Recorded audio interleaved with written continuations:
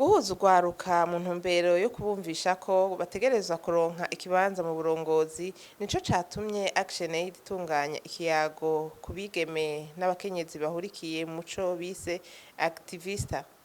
Josias wo muri ActionAid akamenyesha ko bagomba ko umwigeme canke umukenyezi aronka ikibanza mu bafata ingingo.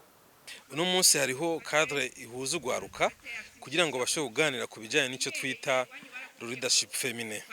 Bashobore kugitahura kuko ActionAid ni organisation iteza imbere agateka k'abakenyezi itibagiye abana ba jeune fille n'urwaruka bose bari hamwe.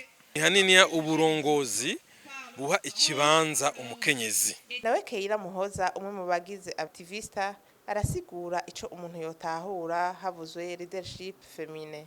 Umuntu yumvise leadership féminin ni ibinyene two turarabira hamwe ategerezwa kumva yuko